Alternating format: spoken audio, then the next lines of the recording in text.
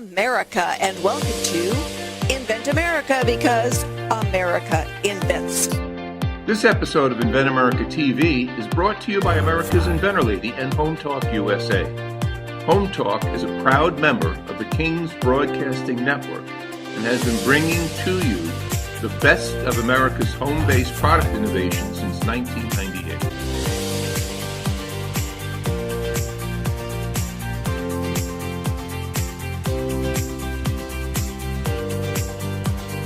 This segment of Invent America TV is brought to you by the law offices of R.P. Baraska.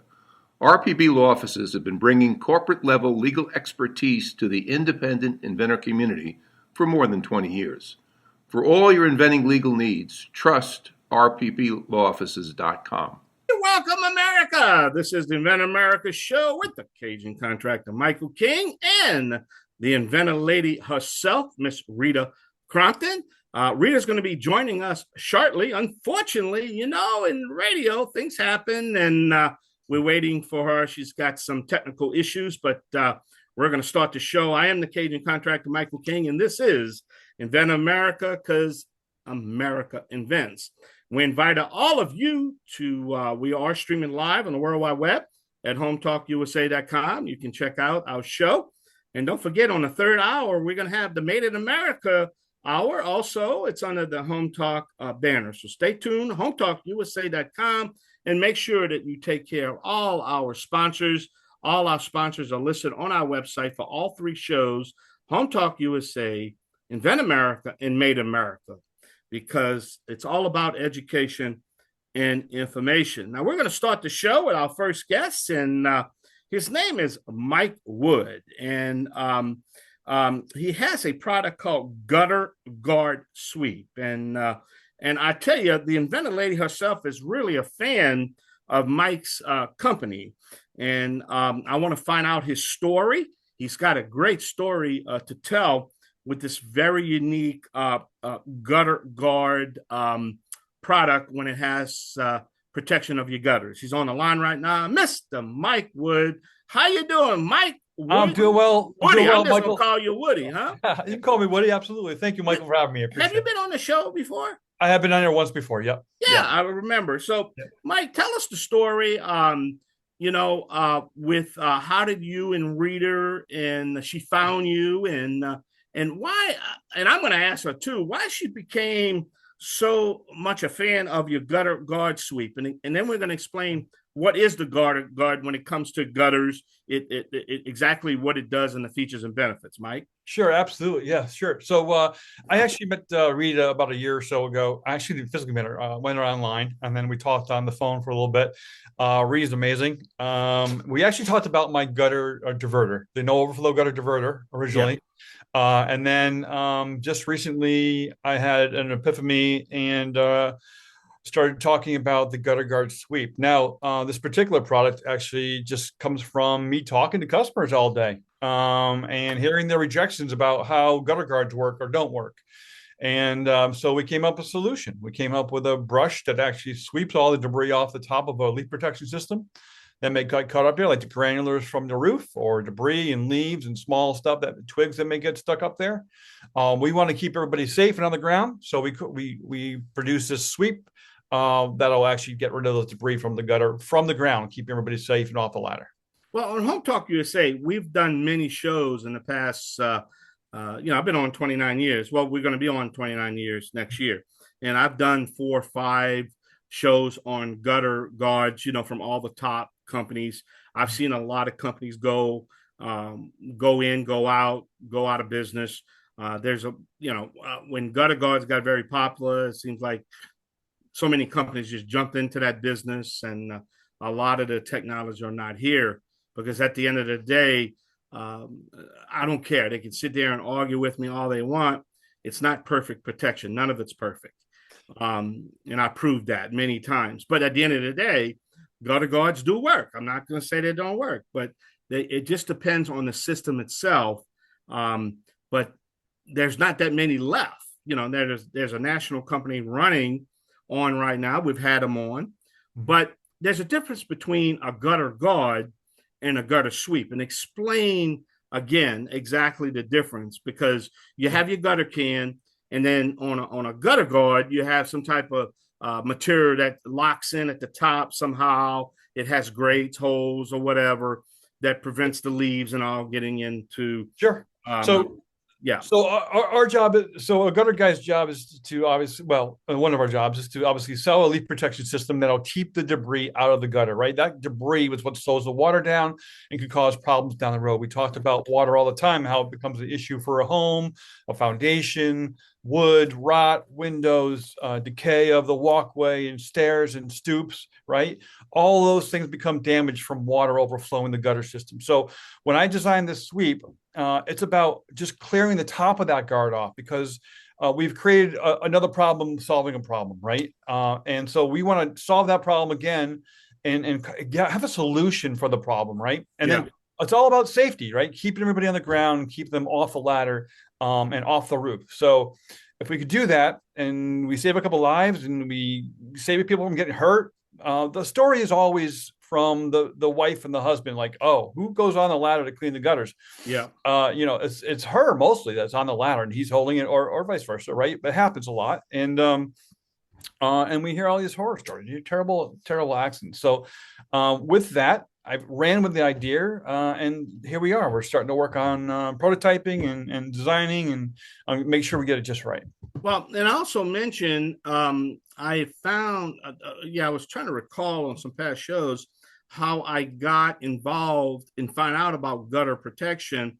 It was October is National Safety Month in October. And I think that's what it was. I was doing some national safety shows, home, and ladder injuries and gutter cleaning was one of the tops, believe it or not. How many, I was shocked that 200 fatalities a year happened. Yeah, actually more than that, but yeah. It's actually now. That was back then. I haven't did this in a while. Oh, it's a lot more. But about 200 fatalities a year, and then thousands of injuries of ladder people up there cleaning their gutters, and it presented a problem.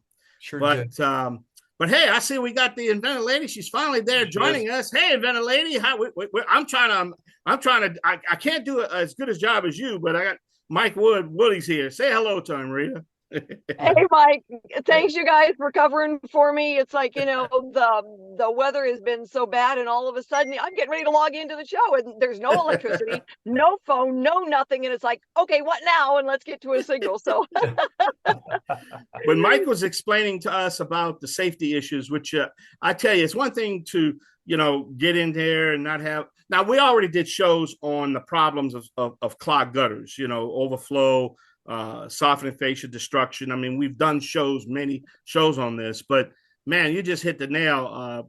The safety factor is just amazing, and you guys are gonna save lives. It's just as simple as that. Somebody's gonna get to it. We really hope to. Yeah, absolutely. And we live out in the mountains, and so I've got one of the gutter guards, and it was so easy to put in. And, it makes a difference when that water is running down at the corner. And then, my husband said, well, I've got to clean out the gutters. It's like, no. Anytime you tell me, at 74 years old, you're going to climb up on the roof, we have a problem. Yeah. Definitely. We only got a couple of minutes left, Rita. I know you want to talk to Mike about some other stuff, and I know you don't know what we talked about, but hey, we can repeat it, no problem, right, Mike? That's right, absolutely. I think Rita was asking me about my new product, right? And if it's much easier or harder on me at the moment, and what my troubles are, right? When it becomes to inventing, right? Well, let's do this. We're gonna keep you over for one more little segment, Mike, and then me and Rita's gonna talk a little bit, but don't go nowhere because we can roll you over. There's no problem, okay? So we're gonna take a short break. I know we're gonna be right here on the Invent America show with me and the Inventor lady herself, Rita Crompton. I'm the Cajun Contractor, Michael King. We'll be right back. Yay! This segment of Invent America TV is brought to you by SearchQuest Patent Search. SearchQuest provides for a comprehensive patent search that searches the entire world and not just the U.S. Patent Office.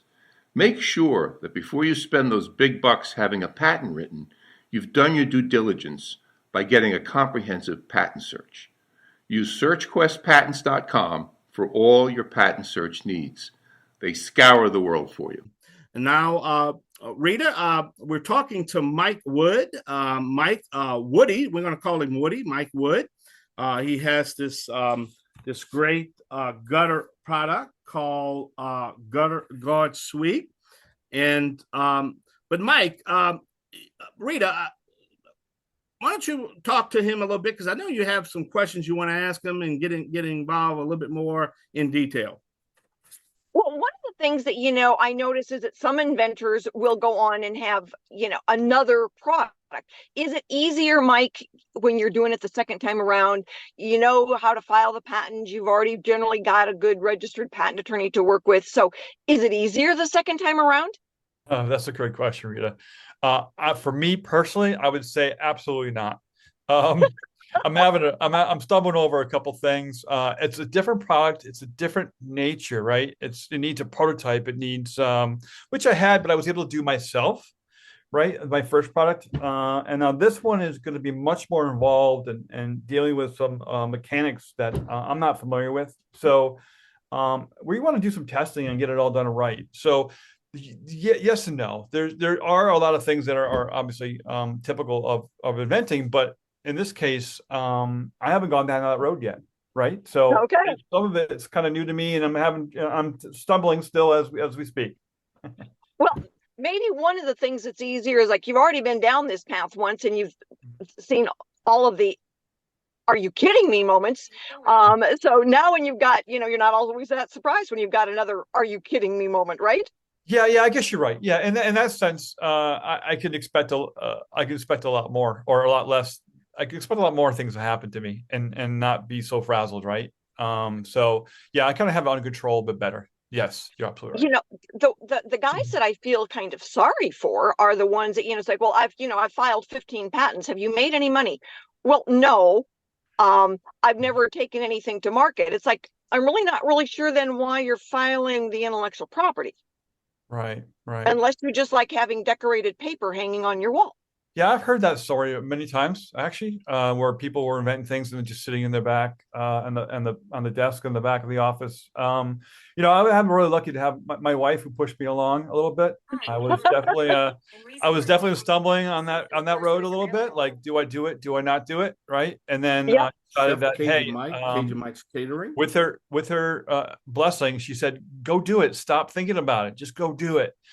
So I'm the one to drive. I'm the one that kind of tries to keep the ball rolling, whatever I do. So whether it's in my business, in the gutter business, or working around the house, right? I want to go and do it and get it done, and I want to be taking charge of it. So it's funny when you talk about your spouse, because we had a show on one time. It was about husband and wife teams, and when did they start getting marriage therapy? And they all just laughed like crazy. It's like, been there, talked about it, seen the tug of wars going on. But it's just like, my husband and I work in the same business together, and when we have a tug of war, the business ends up in a better place. Sure, absolutely, yeah, that's absolutely true. I believe that 100%. Yep. Yeah. We could probably give marriage counseling when you taking a product and the spouse says, "Nope, get it done. And the other one is like, "Would you get out in the garage and do something, because you're making me crazy in the kitchen?" Yeah, absolutely. I think that's a great idea. So, you work in your industry, so you've been doing the gutter guard, kind of systems and repair work for a long time. So it helps when you are in the industry that you are inventing in. Yeah. We do health products. Forget about it. It's not going to work. Right. I've been doing this for 30 years. So I got my hands in it. I know the troubles. I know the issues. I know all the little nicks and crannies, right? I know all the nicks and crannies. So yeah, it's easy for me because I can see it, and I'm one to create a solution for it. So yeah. Well, and it's easier too that when you're working in it, and you come up with a prototype, you can go out and test it on your own work job. Yeah. We've done that. So I actually have a working prototype right now, and I think I showed you the video. So we're pretty psyched about it. We think it's going to work really well. We think I have some fine tuning to do. Right, we got to make it look pretty too. Oh yeah, it's like when I saw it, I'm thinking, oh, my husband will never have to get on the roof again. It was like, that's awesome.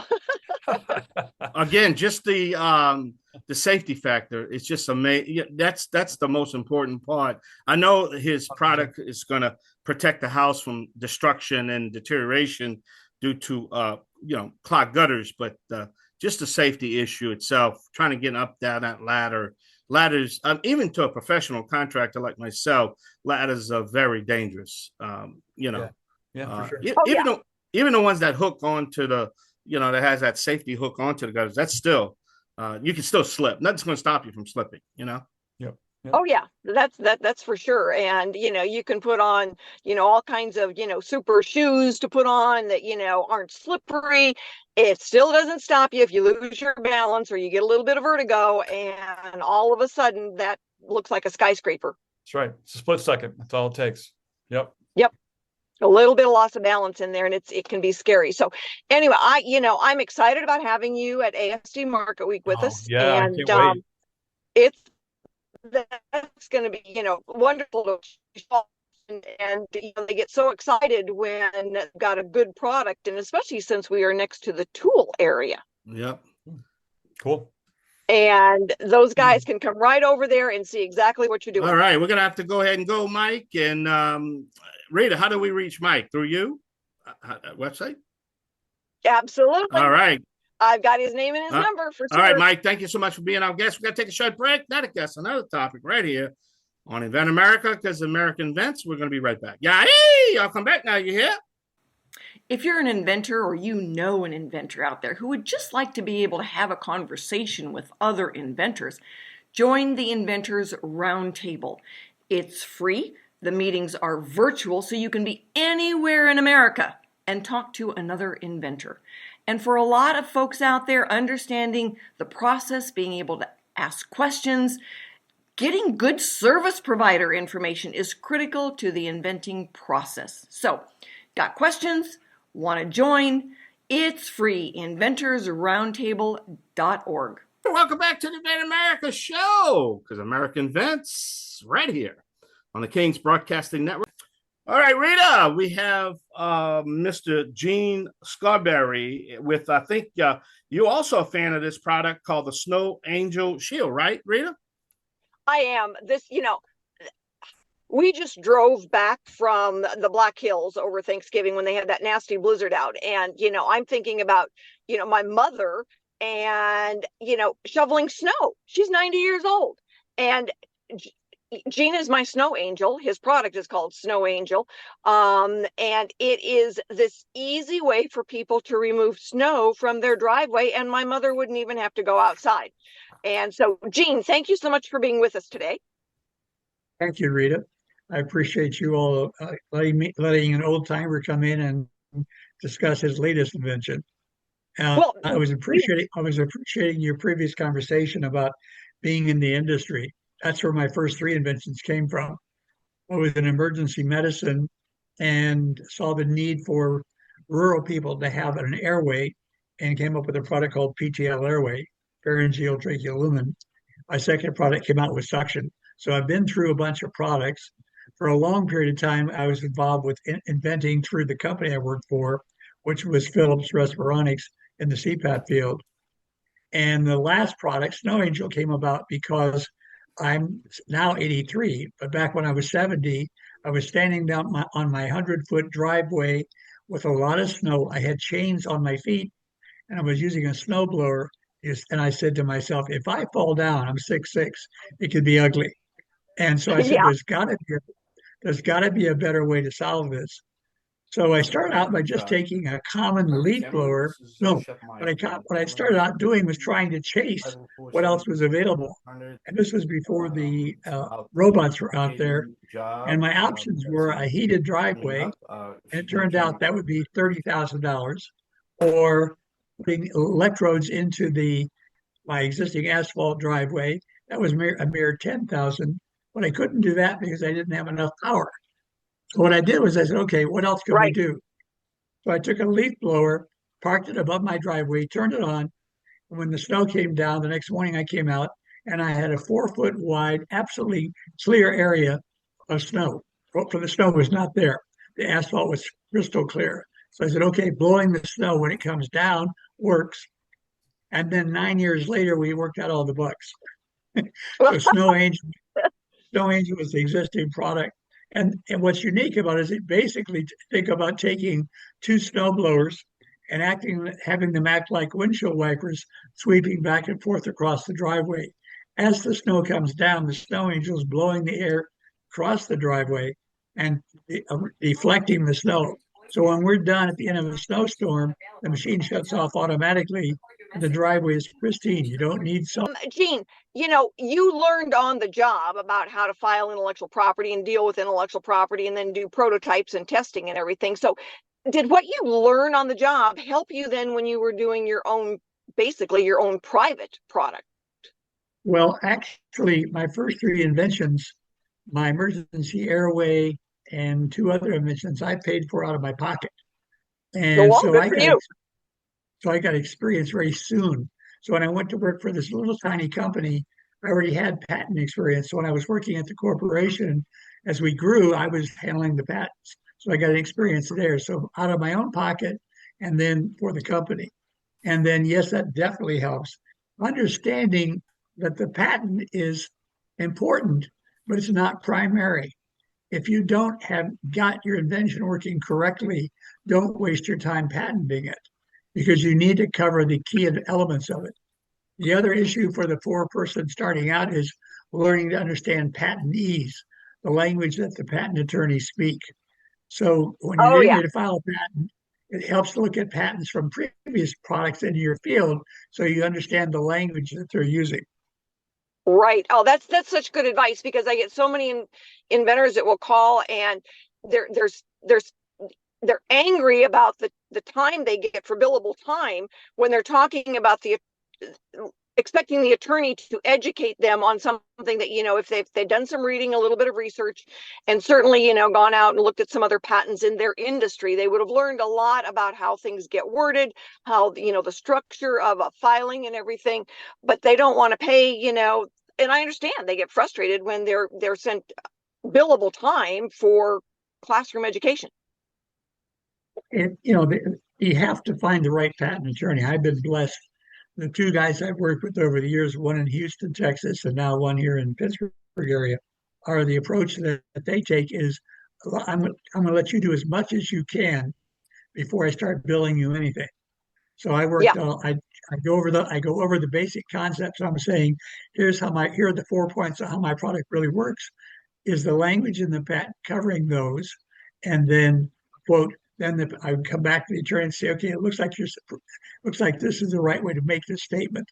And then we proceed from there to the billable hours. But you find a good one that you can interact with rather than one of the things that I always do when I get an inventor just starting and say, all right, this is what you do first, all right, and then this is what you do next, which is going to be a comprehensive independent search so that you look at it first. And then the conversation with the attorney, you get to frame the conversation with the attorney as opposed to the attorney framing the conversation with you. And you can say, mine is better because, mine is different because, and because they can't read your mind. And so you've got to be able to explain things very succinctly so that they can start getting a picture in their head. Well, if you've got something that was filed before and you say, start with this and make these changes, now they can see it. And that just makes a huge difference. But for the beginning inventor, a lot of times that's a big learning curve and an expensive one. Right. But it's one of those things where pay me now, pay me later. If I pay for the patent search, then I get a chance of saying, okay, if you think of a patent as throwing a large fishing net, the patent search says, well, the net can't be square because that corner up there is already covered by somebody else's invention. So you need to understand how you're getting narrow. The other thing is, ideally, the perfect patent is a one-sentence patent. And the longer the words get on your patent, the more narrow they become. If they still cover your product, that's fine. And because you're trying to throw as broad a net as you possibly can. Yeah, I mean, you're exactly right. And, we want it to be, I always tell people, it's like, if you look at the geography, all right, that an examiner will let you have. All right, it's a negotiation. So you start out asking for more geography, knowing that they're going to cut down the geography. But if you ask for the bare minimum to start with, they're still going to cut you down because it's part of the negotiation process. And it's their job to cut it down. All right. And it's your job, your attorney's a job to fight for more yardage. And so, understanding the game, one of the attorneys that we use most often used to be an examiner. So he knows, what they're looking for. And he's been a wonderful asset to the inventors who come to me and need an attorney because he's been there, done that, and he knows who to call, what to call them. And sometimes it's not nice, but, he still knows. And it makes a difference for our inventors. All right. We're going to have to take a short break. Thank you so much, my buddy. That was Jean Scarberry, but we're gonna have to take a short break. And how do we reach Jean? Through you, Rita? Absolutely. All right. We're working on getting Jean to the ASD Market Week as well. All right. But I'm going to be doing some videos so that people can actually see his machine working. It is a very cool machine. It just sits there, and if it starts to snow, it turns on. It's so cool. All right, we're going to take a short break. We're going to have another guest, another topic, Mr. Kevin Cody, founder and CEO of FLI Products, right here. FLI Products. Yeah, I thought I got it right, man. When you're old, you get senile here. All right, we take a short break. We'll be right back.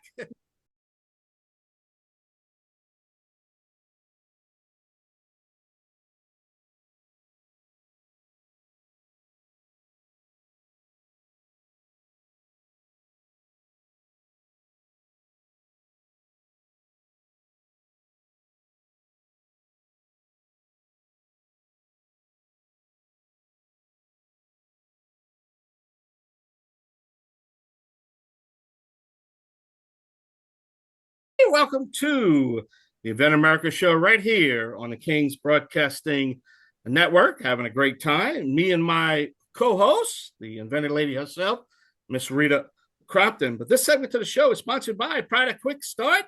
Noah Neely and Product Quick Start has been specializing in meeting prototyping and manufacturing needs for inventors. There's only one company to think of, and that's Pro Quick Start. And again, we always invite everybody to go to our website at hometalkusa.com. You can check out our sponsor links. All shows are listed there. The Invent America, Made in America. Please help our program out because let's face it, without our sponsors, there would be no Cajun Contractor. There would be no Invented Lady. There would be no show. So we need our sponsors. So check them out, patronize them.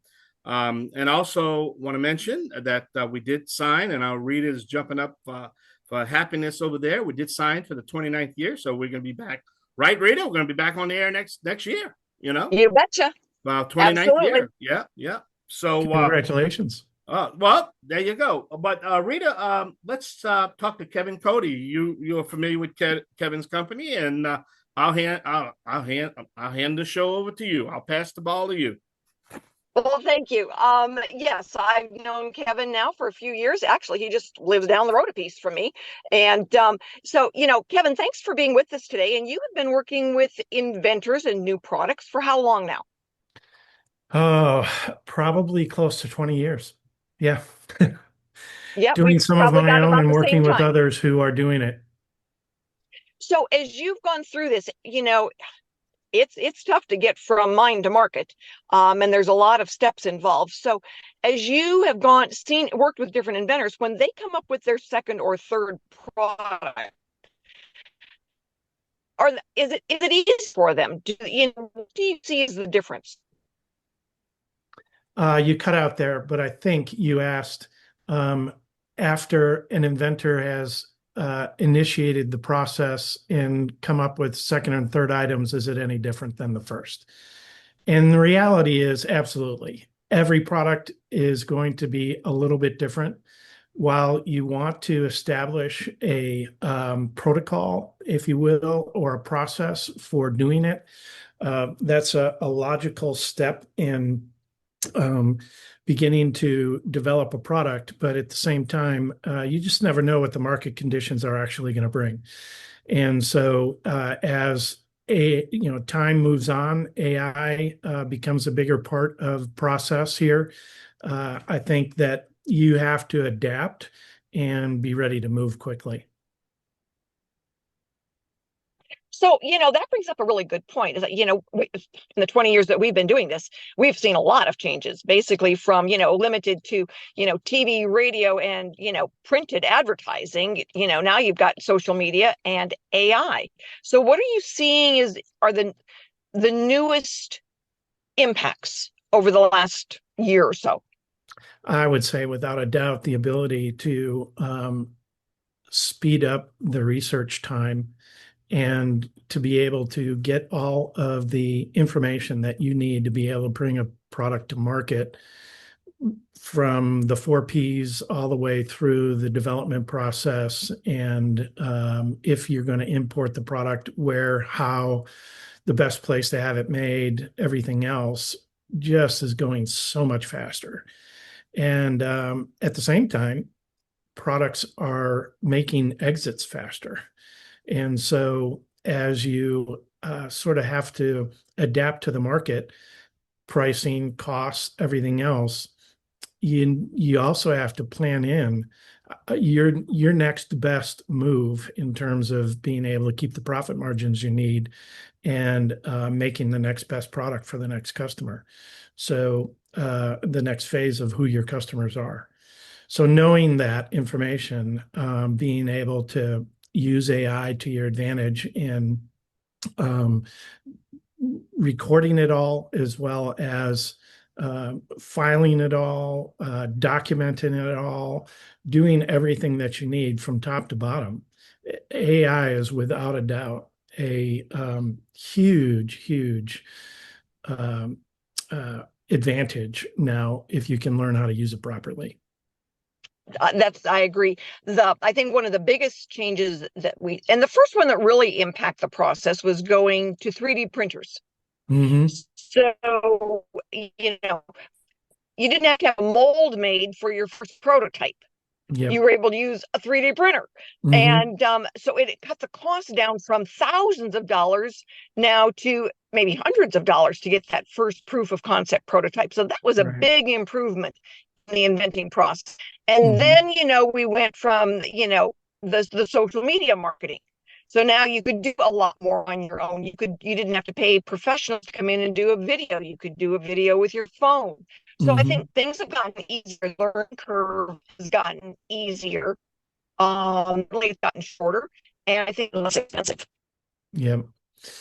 In the end, though, I think you really have to remember that with all of these tools that are available to speed things up, you still have to realize that the market is the real judge. And when you bring the product to market, you've got to know who your customers are going to be, how you're going to do it, and which direction you plan to go when it comes to actually finding out who's going to purchase your product. And you got to be realistic about it. One of the things that I always have been taught for many years as a retailer, as well as in product development, is you got to know where your market gap is and who your customer is going to be and what they're going to pay for the product. And then you got to work backwards. Well, yeah. And I always tell people, inventors, you've got to kind of squeeze it. You've got to understand what will the market pay for your product, and then what is it going to cost you to make it? Because there's a lot of times intellectual property will be filed, but technology didn't allow you to make it at the price the consumer will pay. Well, then when technology catches up to it, you can't get a patent on it because the patent was already filed 6 ways to Sunday. And so understanding that, I had a lady a couple of weeks ago, and she was just so upset that I said, when you go into Google Patents and you put in your basic line that you gave me, there's 100,000 hits, and that's only a fraction of what's out there. And she goes, well, why didn't they tell me all this was out there? And it's like, at a certain point, and so that's really what we look at is and the other point that you made about shaking hands with the guys that would be doing the reselling of your product still makes all the difference in the world. And that's why we go to ASD, and so many of the inventors go with just their proof of concept prototypes, because they want the guys who would be selling their product to give them some feedback on, do they even want to try to sell this product? Absolutely. Inventors always want to fall in love with everything about their product, and they forget about the benefits. And that's really what speaks to who the customer is that's going to be buying it. I want to thank my boy. Thank you, Mr. Kevin Cody. And thanks everyone for joining us today. We will be back next week with more stories on getting products from mind to market. We will have new inventors and industry experts. So join us and have a wonderful week.